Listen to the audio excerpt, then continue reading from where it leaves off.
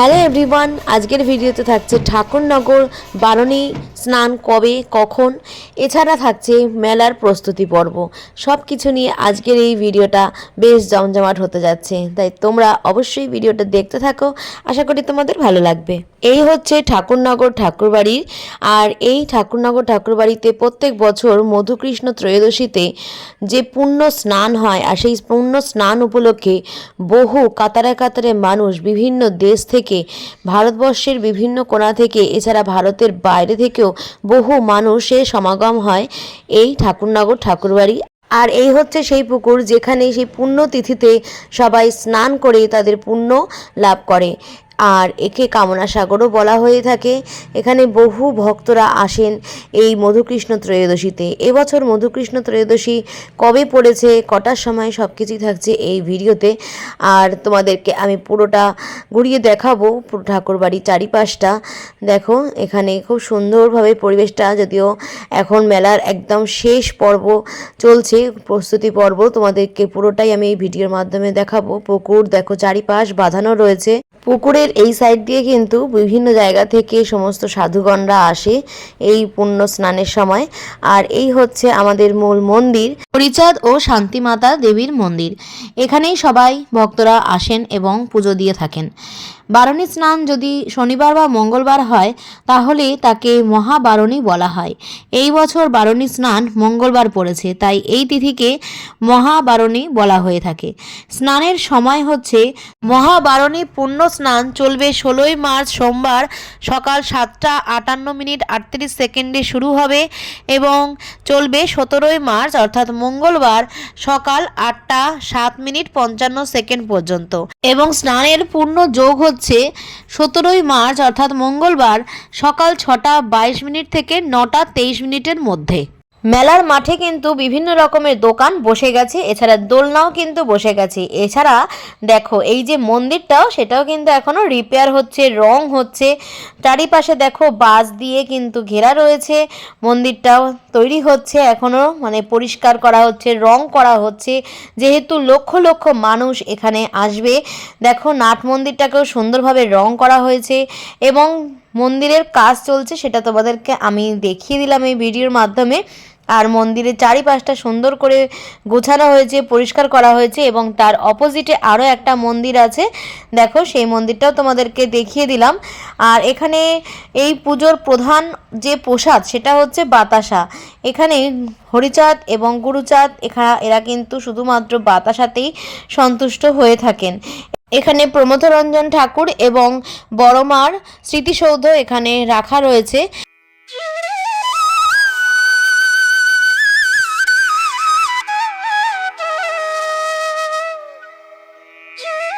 Nut মন্দিরেও এখনও দেখো রঙের কাজ করা চলছে।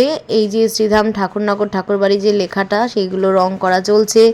এদিকে বাঁশ দিয়ে যে রাস্তা তৈরি করা, সেগুলো রাস্তা তৈরি হচ্ছে, মেন গেটটা বানানো হচ্ছে, চারিপাশে দোকানপাট বসছে এবং যেদিকটা সাধুরা বসেন সেদিকে, সেই আখড়া যেদিকটা বসে সেদিকে কিন্তু দেখো যে ঘর ছিল আগে একটা, সেই ঘরটা কিন্তু এখন ভেঙে দেওয়া হয়েছে। এবং এখানে এই যে গাছটা, গাছের কাছে এখানে পুজো দেওয়া হয়, এখানে তোমাদেরকে দেখাচ্ছি। আর এখানটায় সাধুরাই বসে থাকেন, যারা পুণ্য স্নান করেন, স্নান করে এখানে কিন্তু তাদেরকে ভিক্ষা টিক্কা দেয়। তো এই দেখো তোমাদেরকে পুরোটাই ঘুরিয়ে দেখাচ্ছি আমি।